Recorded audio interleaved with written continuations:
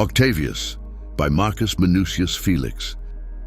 For it is as bad as the grossest sacrilege even to seek on the ground for what you ought to find on high.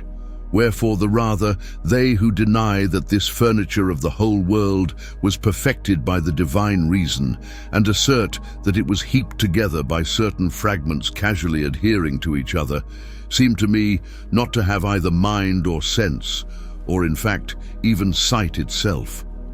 For what can possibly be so manifest, so confessed, and so evident when you lift your eyes up to heaven and look into the things which are below and around, than that there is some deity of most excellent intelligence, by whom all nature is inspired, is moved, is nourished, is governed?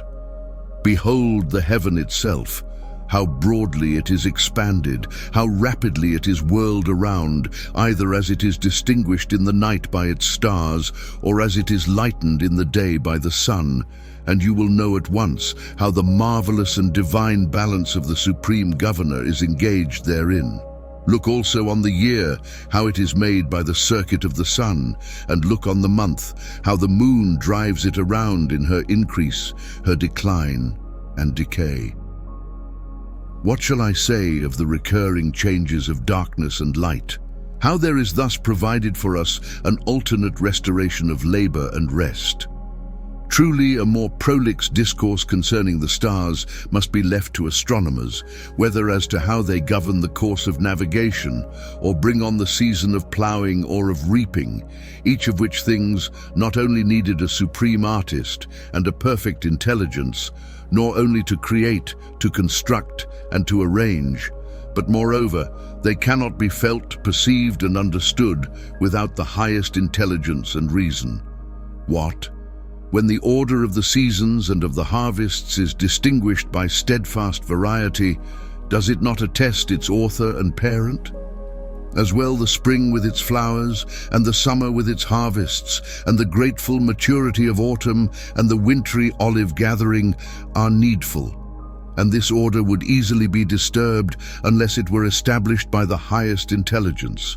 Now, how great is the providence needed, lest there should be nothing but winter to blast with its frost, or nothing but summer to scorch with its heat, to interpose the moderate temperature of autumn and spring, so that the unseen and harmless transitions of the year, returning on its footsteps, may glide by. Look attentively at the sea. It is bound by the law of its shore. Wherever there are trees, look how they are animated from the bowels of the earth. Consider the ocean, it ebbs and flows with alternate tides. Look at the fountains, how they gush in perpetual streams. Gaze on the rivers, they always roll on in regular courses. Why should I speak of the aptly ordered peaks of the mountains, the slopes of the hills, the expanses of the plains? Wherefore should I speak of the multiform protection provided by animated creatures against one another? Some armed with horns, some hedged with teeth and shod with claws and barbed with stings, or with freedom obtained by swiftness of feet, or by the capacity of soaring furnished by wings. The very beauty of our own figure especially confesses God to be its artificer. Our upright stature, our up-looking countenance, our eyes placed at the top, as it were, for outlook, and all the rest of our senses as if arranged in a citadel. It would be a long matter to go through particular instances. There is no member in man which is not calculated both for the sake of necessity and of ornament.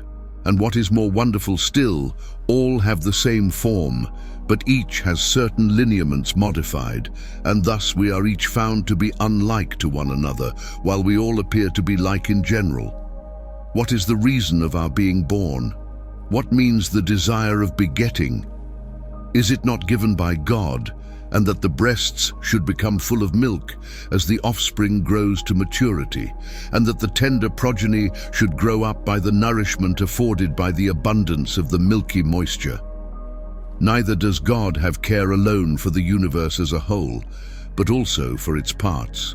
Britain is deficient in sunshine, but it is refreshed by the warmth of the sea that flows around it. The river Nile tempers the dryness of Egypt.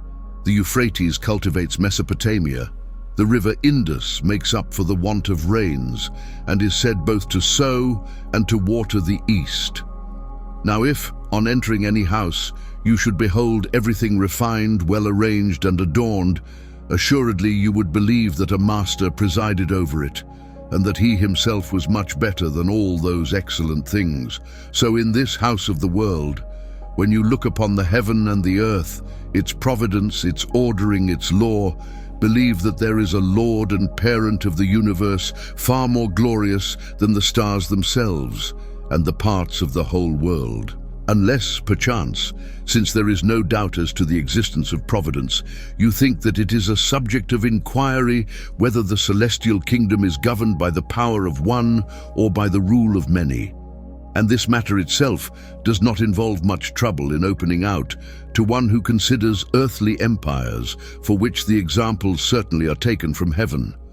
When at any time was there an alliance in royal authority which either began with good faith or ceased without bloodshed?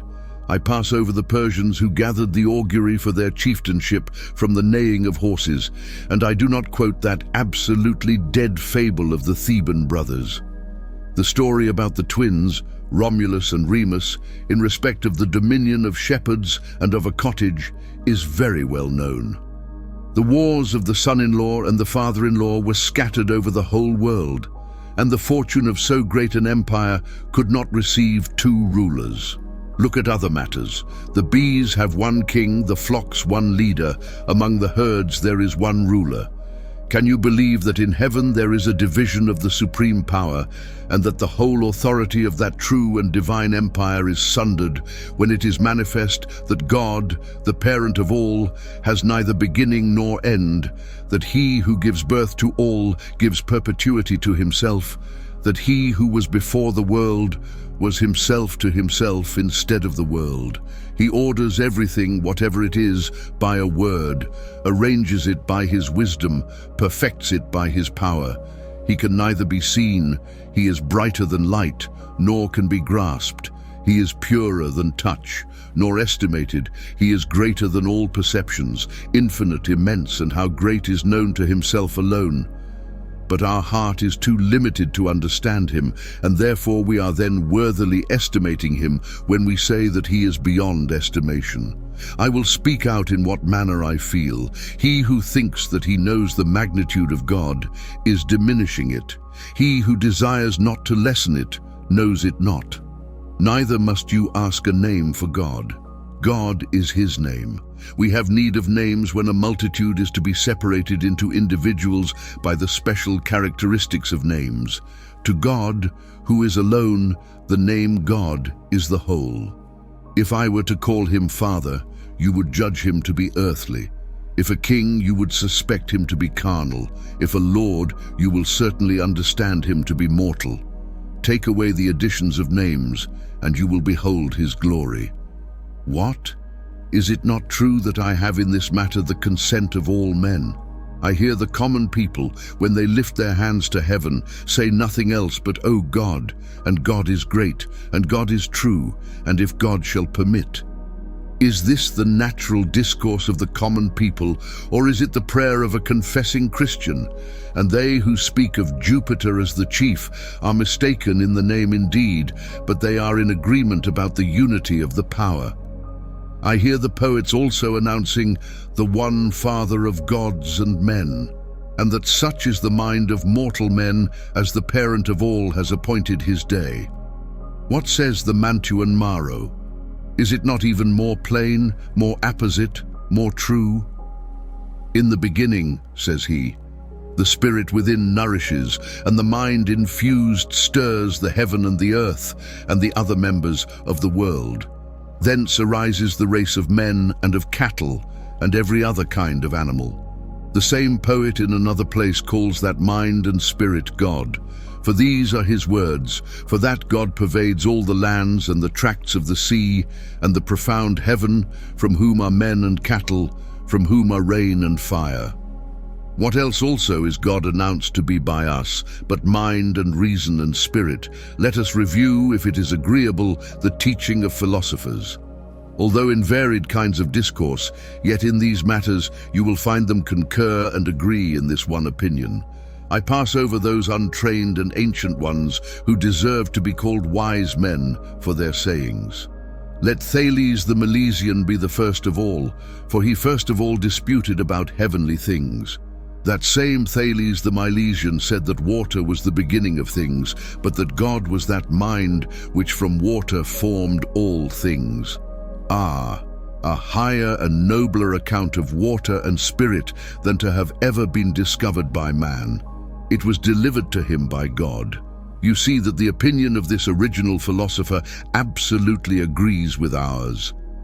Afterwards, Anaximenes and then Diogenes of Apollonia decide that the air, infinite and unmeasured, is God.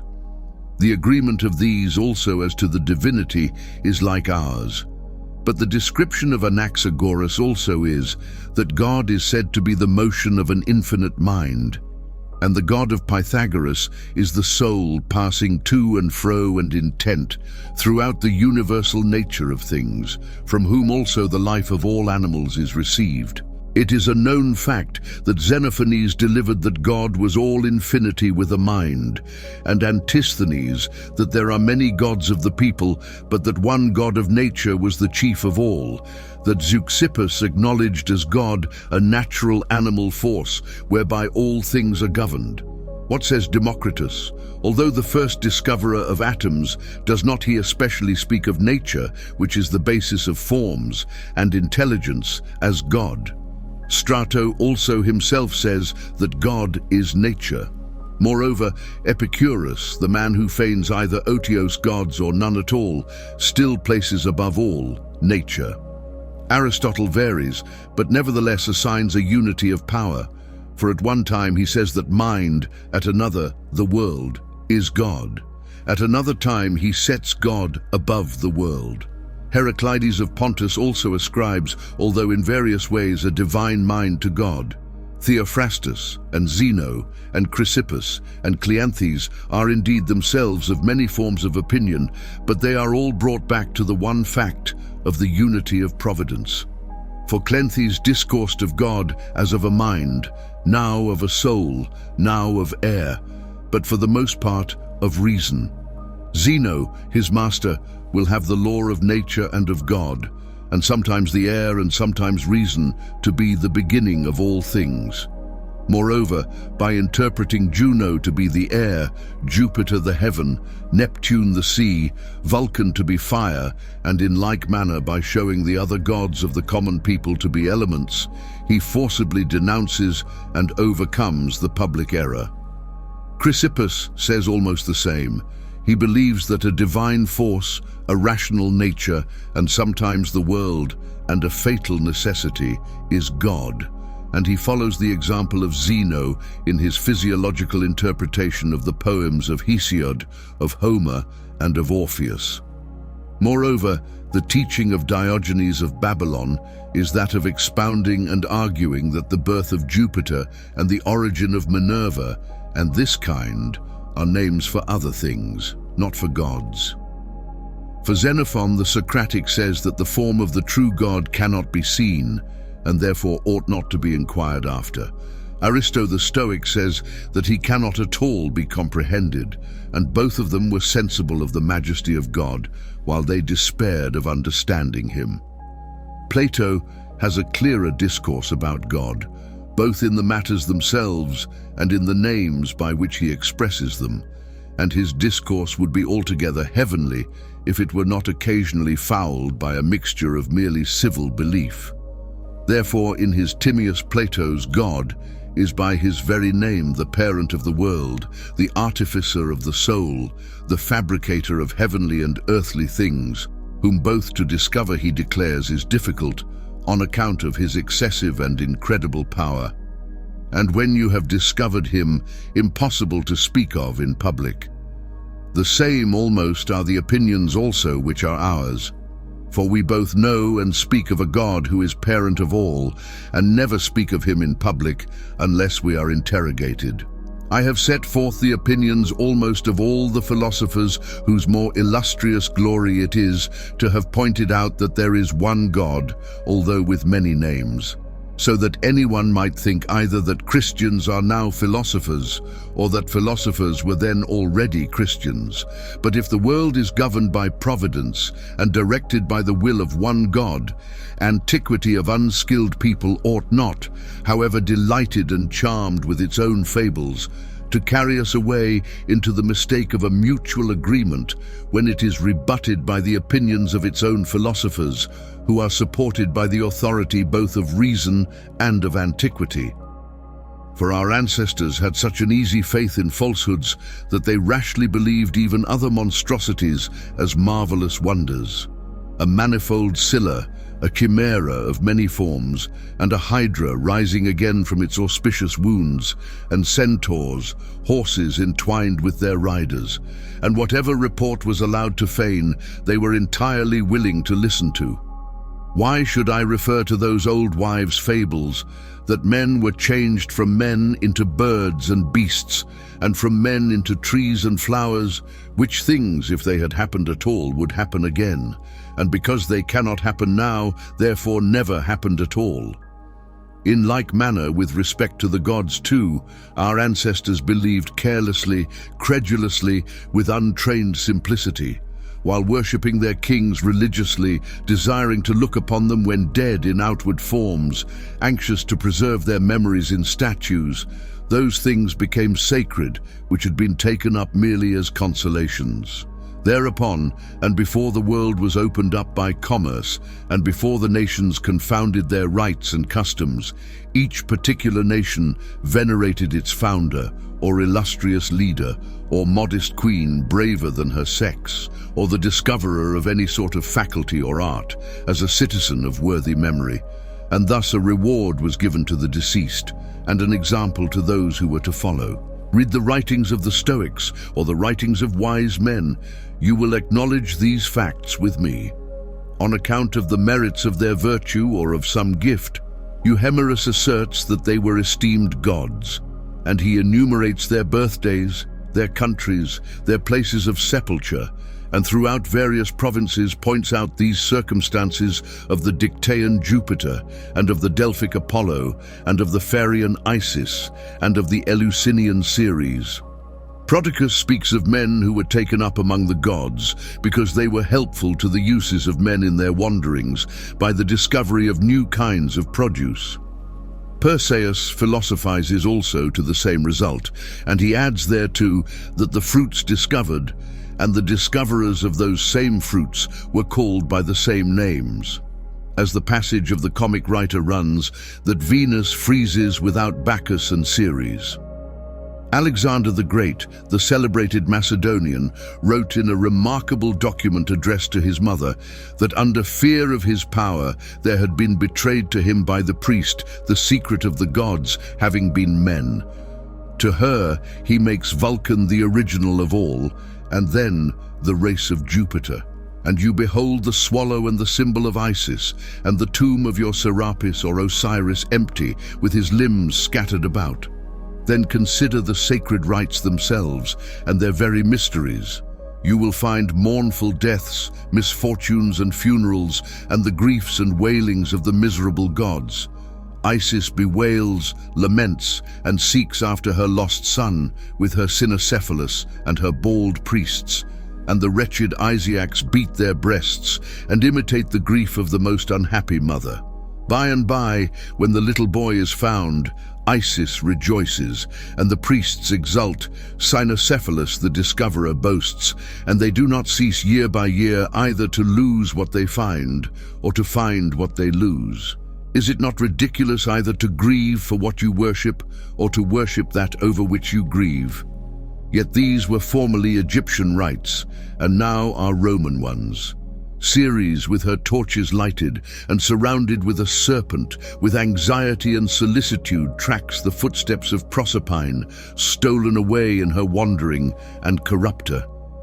These are the Eleusinian mysteries. And what are the sacred rites of Jupiter?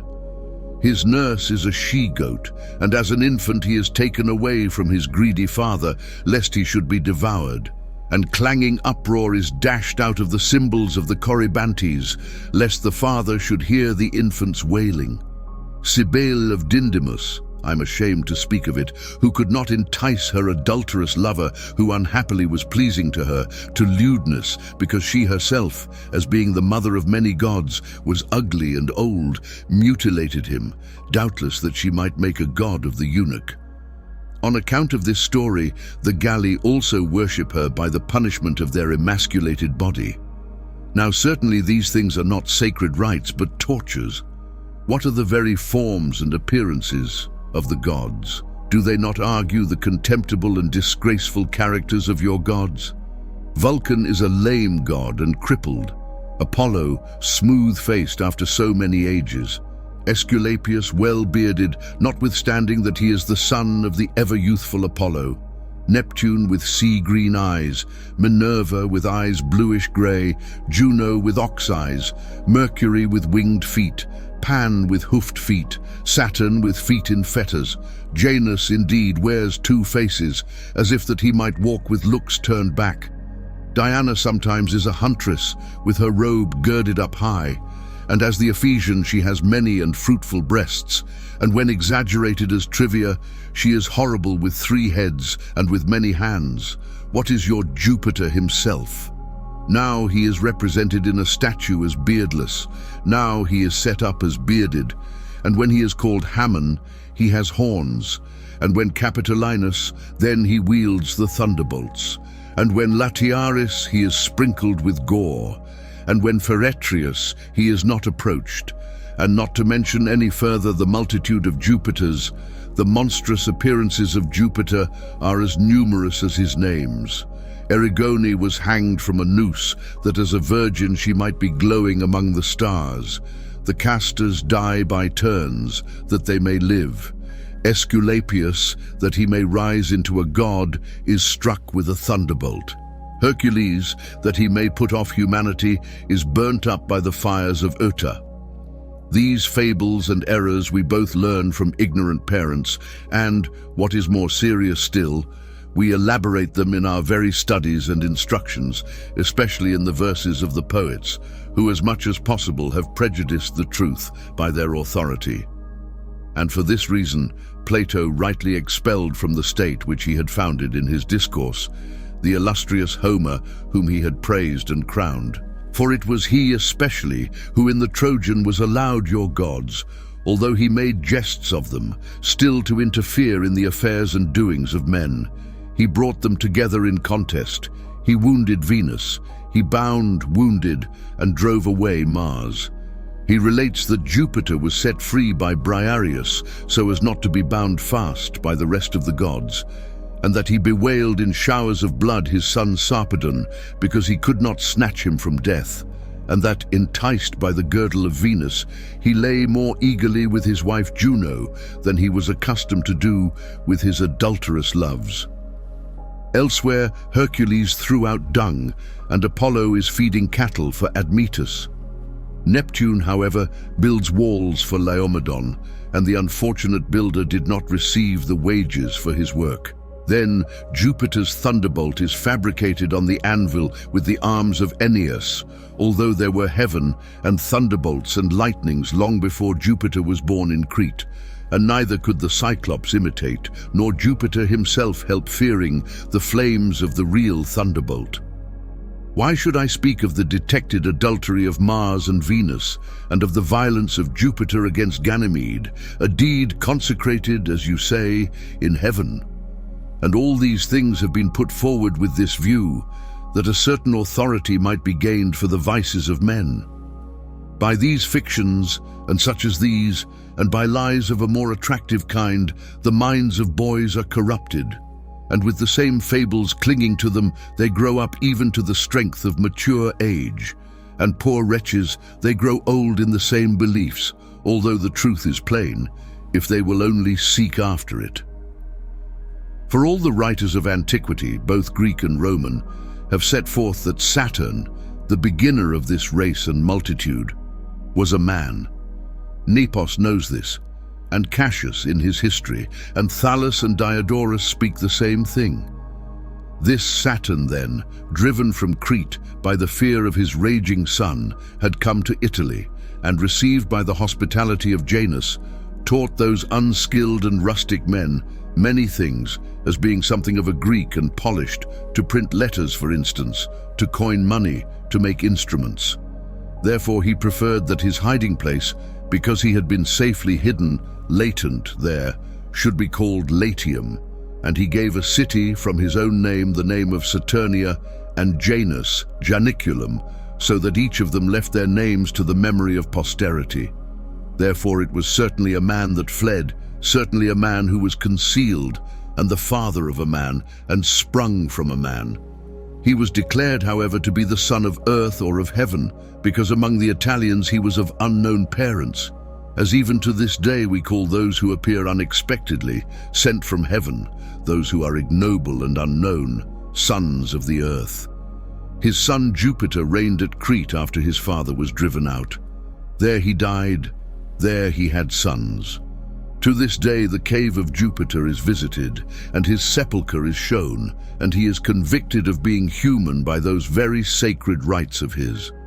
It is needless to go through each individual case, and to develop the entire series of that race, since in its first parents their mortality is proved, and must have flowed down into the rest by the very law of their succession, unless perhaps you fancy that they were gods after death.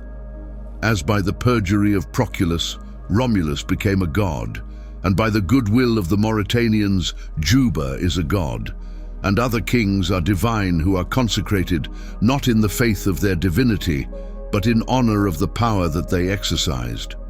Moreover, this name is ascribed to those who are unwilling to bear it. They desire to persevere in their human condition. They fear that they may be made gods, although they are already old men. They do not wish it. Therefore neither are gods made from dead people, since a god cannot die, nor of people that are born, since everything which is born dies. But that is divine, which has neither rising nor setting. For why, if they were born, are they not born in the present day also? Unless perchance Jupiter has already grown old, and childbearing has failed in Juno, and Minerva has grown grey before she has borne children. Or has that process of generation ceased, for the reason that no assent is any longer yielded to fables of this kind? Besides, if the gods could create, they could not perish. We should have more gods than all men together, so that now neither would the heaven contain them, nor the air receive them, nor the earth bear them. Whence it is manifest that those were men whom we both read of as having been born, and know to have died. Who therefore doubts that the common people pray to and publicly worship the consecrated images of these men, in that the belief and mind of the ignorant is deceived by the perfection of art, is blinded by the glitter of gold, is dimmed with the shining of silver and the whiteness of ivory. But if anyone were to present to his mind with what instruments and with what machinery every image is formed, he would blush that he had feared matter, treated after his fancy by the artificer to make a god. For a god of wood, a portion perhaps of a pile or of an unlucky log, is hung up, is cut, is hewn, is planned. And a god of brass or of silver, often from an impure vessel, as was done by the Egyptian king, is fused, is beaten with hammers and forged on anvils. And the god of stone is cut, is sculptured, and is polished by some abandoned man, nor feels the injury done to him in his nativity, any more than afterwards it feels the worship flowing from your veneration. Unless perhaps the stone, or the wood, or the silver is not yet a god. When therefore does the god begin his existence? Lo, it is melted, it is wrought, it is sculptured, it is not yet a god. Lo, it is soldered, it is built together, it is set up, and even yet it is not a god. Lo, it is adorned, it is consecrated, it is prayed to. Then at length it is a god, when man has chosen it to be so, and for the purpose has dedicated it. how much more truly do dumb animals naturally judge concerning your gods? Mice, swallows, kites know that they have no feeling.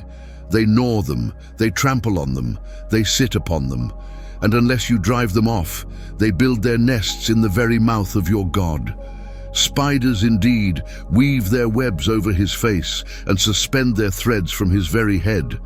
You wipe, cleanse, scrape, and you protect and fear those whom you make, while not one of you thinks that he ought to know God before he worships him, desiring without consideration to obey their ancestors, choosing rather to become an addition to the error of others than to trust themselves, in that they know nothing of what they fear. Thus avarice has been consecrated in gold and silver, thus the form of empty statues has been established, thus has arisen Roman superstition. And if you reconsider the rites of these gods, how many things are laughable and how many also pitiable. Naked people run about in the raw winter, some walk bonneted and carry around old bucklers or beat drums or lead their gods a-begging through the streets. Some fanes it is permitted to approach once a year, some it is forbidden to visit at all. There is one place where a man may not go, and there are some that are sacred from women. It is a crime needing atonement for a slave even to be present at some ceremonies. Some sacred places are crowned by a woman having one husband, some by a woman with many, and she who can reckon up most adulteries is sought after with most religious zeal. What? Would not a man who makes libations of his own blood and supplicates his God by his own wounds be better if he were altogether profane than religious in such a way as this? And he whose shameful parts are cut off, how greatly does he wrong God in seeking to propitiate him in this manner? Since, if God wished for eunuchs, he could bring them as such into existence and would not make them so afterwards. Who does not perceive that people of unsound mind and of weak and degraded apprehension are foolish in these things, and that the very multitude of those who err affords to each of them mutual patronage? Here the defense of the general madness is the multitude of the mad people. Nevertheless, you will say that that very superstition itself gave, increased and established their empire for the Romans, since they prevailed not so much by their valor as by their religion and piety. Doubtless the illustrious and noble justice of the Romans had its beginning from the very cradle of the growing empire.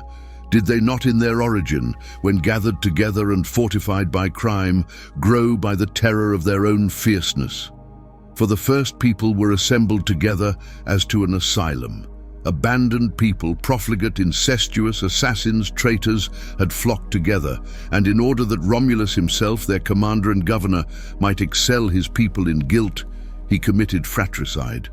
These are the first auspices of the religious state. By and by they carried off, violated and ruined foreign virgins, already betrothed, already destined for husbands, and even some young women from their marriage vows, a thing unexampled, and then engaged in war with their parents, that is, with their fathers-in-law, and shed the blood of their kindred. What more irreligious, what more audacious, what could be safer than the very confidence of crime? Now, to drive their neighbors from the land, to overthrow the nearest cities with their temples and altars, to drive them into captivity, to grow up by the losses of others and by their own crimes, is the course of training common to the rest of the kings and the latest leaders with Romulus. Thus, whatever the Romans hold, cultivate, possess, is the spoil of their audacity. All their temples are built from the spoils of violence, that is, from the ruins of cities, from the spoils of the gods, from the murders of priests. This is to insult and scorn, to yield to conquered religions, to adore them when captive after having vanquished them. For to adore what you have taken by force is to consecrate sacrilege, not divinities. As often, therefore, as the Romans triumphed, so often they were polluted. And as many trophies as they gained from the nations, so many spoils did they take from the gods. Therefore the Romans were not so great because they were religious, but because they were sacrilegious with impunity. for neither were they able in the wars themselves to have the help of the gods against whom they took up arms, and they began to worship those when they were triumphed over, whom they had previously challenged. But what avail such gods as those on behalf of the Romans, who had had no power on behalf of their own worshippers against the Roman arms? For we know the indigenous gods of the Romans, Romulus, Picus, Tiberinus, and Consus, and Pilumnus, and Picumnus. Tatius both discovered and worshipped Cloacina, Hostilius, fear and pallor. Subsequently, fever was dedicated by I know not whom. Such was the superstition that nourished that city, diseases and ill states of health. Assuredly also, Acca Laurentia and Flora, infamous harlots, must be reckoned among the diseases and the gods of the Romans. Such as these doubtless enlarged the dominion of the Romans in opposition to others who were worshipped by the nations. For against their own people neither did the Thracian Mars, nor the Cretan Jupiter, nor Juno, now of Argos, now of Samos, now of Carthage, nor Diana of Tauris, nor the Idaean mother, nor those Egyptian, not deities but monstrosities, assist them, unless perchance among the Romans the chastity of virgins was greater, or the religion of the priests more holy. Though absolutely among very many of the virgins unchastity was punished, in that they, doubtless without the knowledge of Vesta, had intercourse too carelessly with men, and for the rest their impunity arose not from the better protection of their chastity, but from the better fortune of their immodesty. And where are adulteries better arranged by the priests than among the very altars and shrines? Where are more panderings debated, or more acts of violence concerted? Finally, burning lust is more frequently gratified in the little chambers of the keepers of the temple than in the brothels themselves.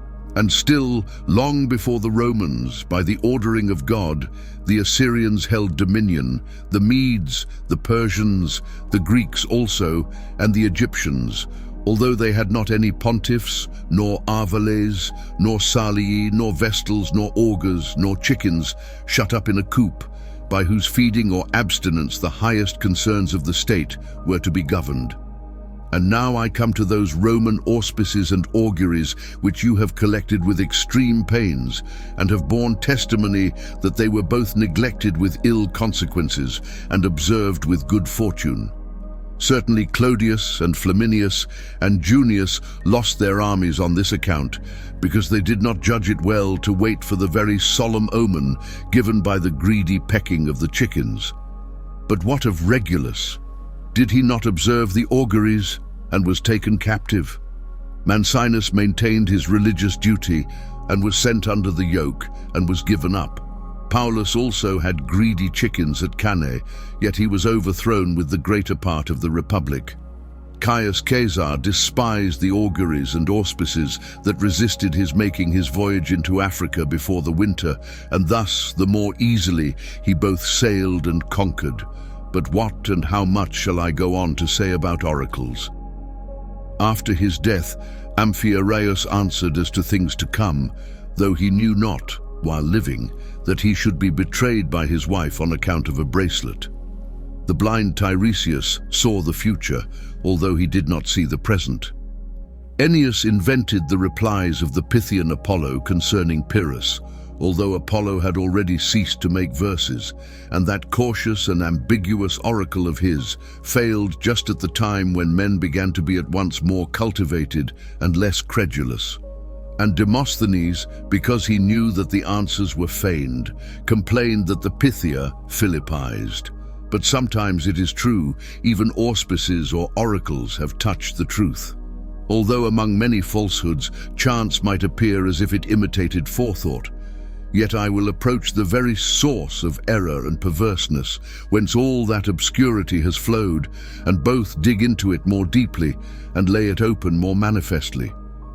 There are some insincere and vagrant spirits degraded from their heavenly vigor by earthly stains and lusts. Now these spirits, after having lost the simplicity of their nature by being weighed down and immersed in vices, for a solace of their calamity, cease not, now that they are ruined themselves, to ruin others.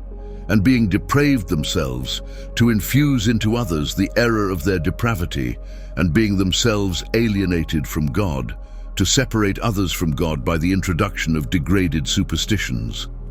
The poets know that those spirits are demons. The philosophers discourse of them. Socrates knew it, who, at the nod and decision of a demon that was at his side, either declined or undertook affairs. The Magi also not only know that there are demons, but moreover, whatever miracle they affect to perform, do it by means of demons. By their aspirations and communications they show their wondrous tricks, making either those things appear which are not, or those things not to appear which are. Of those magicians, the first both in eloquence and in deed, Sosthenes, not only describes the true God with fitting majesty, but the angels that are the ministers and messengers of God, even the true God. And he knew that it enhanced his veneration, that in awe of the very nod and glance of their Lord they should tremble. The same man also declared that demons were earthly, wandering, hostile to humanity. What said Plato, who believed that it was a hard thing to find out God? Does not he also, without hesitation, tell of both angels and demons? And in his Symposium also, does not he endeavor to explain the nature of demons? For he will have it to be a substance between mortal and immortal, that is, mediate between body and spirit, compounded by mingling of earthly weight and heavenly lightness. Whence also he warns us of the desire of love, and he says that it is moulded and glides into the human breast, and stirs the senses, and moulds the affections, and infuses the ardor of lust. These impure spirits, therefore, the demons, as is shown by the Magi, by the philosophers, and by Plato, consecrated under statues and images, lurk there, and by their afflatus attain the authority as of a present deity, while in the meantime they are breathed into the prophets, while they dwell in the shrines, while sometimes they animate the fibers of the entrails, control the flights of birds, direct the lots, are the cause of oracles involved in many falsehoods. For they are both deceived, and they deceive, inasmuch as they are both ignorant of the simple truth, and for their own ruin they confess not that which they know. Thus they weigh men downwards from heaven, and call them away from the true God to material things. They disturb the life, render all men unquiet, creeping also secretly into human bodies. With subtlety, as being spirits, they feign diseases, alarm the minds, wrench about the limbs, that they may constrain men to worship them, being gorged with the fumes of altars or the sacrifices of cattle, that by remitting what they had bound, they may seem to have cured it. These raging maniacs also, whom you see rush about in public, are moreover themselves prophets without a temple. Thus they rage, thus they rave, thus they are whirled around. In them also there is a like instigation of the demon, but there is a dissimilar occasion for their madness. From the same causes also arise those things which were spoken of a little time ago by you, that Jupiter demanded the restoration of his games in a dream, that the casters appeared with horses, and that a small ship was following the leading of the matron's girdle. A great many, even some of your own people, know all those things that the demons themselves confess concerning themselves, as often as they are driven by us from bodies by the torments of our words and by the fires of our prayers. Saturn himself and Serapis and Jupiter and whatever demons you worship, overcome by pain, speak out what they are, and assuredly they do not lie to their own discredit, especially when any of you are standing by. Since they themselves are the witnesses that they are demons, believe them when they confess the truth of themselves. For when abjured by the only and true God, unwillingly the wretched beings shudder in their bodies, and either at once leap forth or vanish by degrees, as the faith of the sufferer assists or the grace of the healer inspires. Thus they fly from Christians when near at hand, whom at a distance they harassed by your means in their assemblies. And thus, introduced into the minds of the ignorant, they secretly sow there a hatred of us by means of fear. For it is natural both to hate one whom you fear and to injure one whom you have feared if you can. Thus, they take possession of the minds and obstruct the hearts, that men may begin to hate us before they know us, lest, if known, they should either imitate us or not be able to condemn us.